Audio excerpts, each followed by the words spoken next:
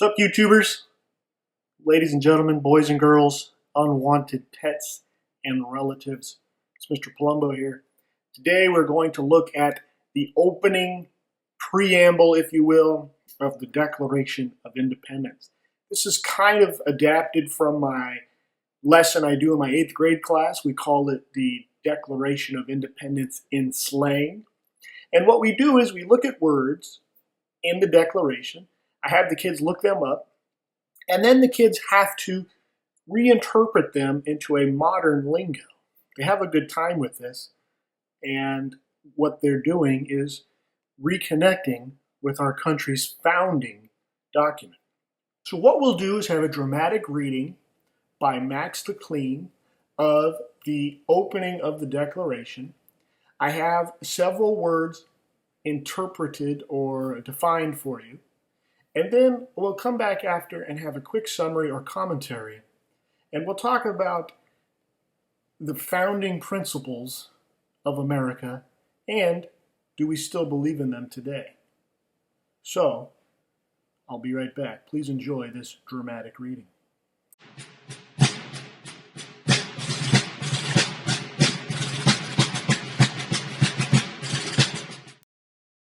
In Congress, July 4th, 1776, the unanimous declaration of the 13 United States of America.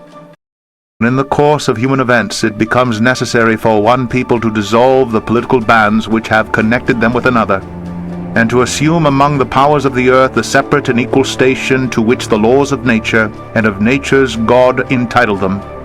A decent respect to the opinions of mankind requires that they should declare the causes which impel them to the separation. We hold these truths to be self-evident: that all men are created equal, that they are endowed by their Creator with certain unalienable rights, that among these are life, liberty, and the pursuit of happiness, that to secure these rights governments are instituted among men deriving their just powers from the consent of the governed, that whenever any form of government becomes destructive of these ends, it is the right of the people to alter or to abolish it, and to institute new government, laying its foundation on such principles and organizing its powers in such forms as to them shall seem most likely to affect their safety and happiness. Well, what'd you guys think? You kind of just get started and you get all fired up and then it ends. So what is it saying? This is America's great Dear John breakup letter. We're sorry, Great Britain, but it's not you, it's us. We want liberty. We want to be free. We want to control our own destinies. We don't want a bureaucracy 3,000 miles away making the rules that we have no say. That rhymed. Now, why did I say everyone should read this? This is the culmination. The Declaration of Independence is the culmination of the Enlightenment philosophy that individuals are sovereign, that reason is most important, and everyone has the ability to reason and to think. So it's not just an American document. It is a humanity document that we come together as a community and we give consent to have a government. The ideas of Locke and Montesquieu and others are enshrined in this document. This is a profound statement. America, these little fledgling 13 little backwoods, bumpkin, uncivilized, out black water, in the boonies, poor colony, is saying, we don't need a king. We can govern ourselves. Now notice it says, we hold these truths to be self-evident. What does self-evident mean? It means it's obvious, it's clear.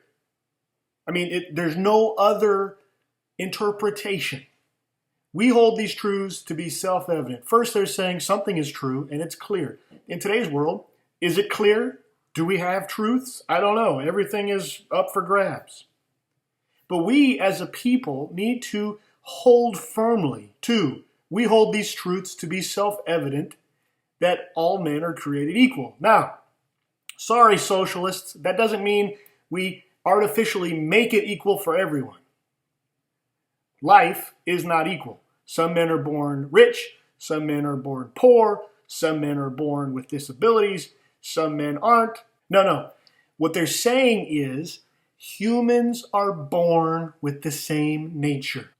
A spider can only do what a spider has a nature to do. You're not going to see a spider walk on two legs and start teaching geometry. That would be cool. But we need to know that all men are created equal. We all have the faculties and the abilities to be great. That we have the right to life. You have the right to life. There is no liberty without life. If you don't have life, you don't have liberty, obviously. And this brings a lot of political things into question today, which back then would not be in question. Are we a culture of life? Do we promote life? Do we let people live so that they can be free? And then there's this thing, the pursuit of happiness. Now, this is straight out of Locke. And he said life, liberty, and property. But the founders went with pursuit of happiness, which they probably got out of the Constitution of Virginia, which kind of says the same thing. But what does that mean? That means you as an American, and mostly as a person, should have the ability to chart your own course, to engage in your own enterprise, to do what you feel you're called to do. This is a right. And here's where we get to the good part. These rights are given to you. You are endowed with these rights by being alive and being born. The government didn't give them to you. God gave them to you.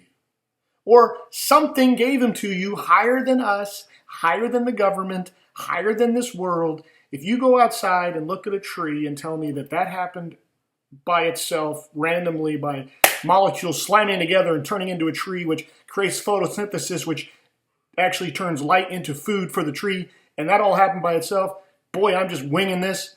You need to go, And because these rights were given to you by birth, by some higher power other than a bunch of people in Washington acting like a king, they are what Jefferson calls inalienable. Or you can say unalienable. It's the same word. I like to use inalienable. You know how I have speaking issues. It means they cannot take them away. And you can't give them away. Do you see how this is a profound idea? And this is what America's founded on.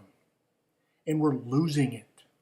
Governments are formed to make sure our rights are protected. And that's it. You let people rule themselves. This is such a bizarre concept today because we have the government telling us what light bulbs to use, what kind of car to drive, what kind of foods to put in our body. It's mind-boggling. Has anyone else noticed this flying glove? I just noticed that. What does Jefferson say? Since it's the consent of the governed, governments are instituted to protect our rights, and if the government gets destructive to these ends or purposes, we have the right to change or abolish it. Now, I don't want to get on the FBI terrorist lists, so I am not condoning a revolution or a upthrowing of any governments. I am not saying anything like that. NSA, are you listening? Not saying anything like that, okay? What I'm saying is we have a right to change things if we don't like it. But how can we change things if we're not paying attention? I want to end by saying America is an idea. Sure, it's a place. Sure, it's had a certain kind of people. But it's an idea. Anyone can come here and be an American. But we have to share these original ideas, or we're going to become something else. And if you're any student of history, there is nowhere else. It always ends badly, and it always ends with a lot of tyranny and not a lot of freedom.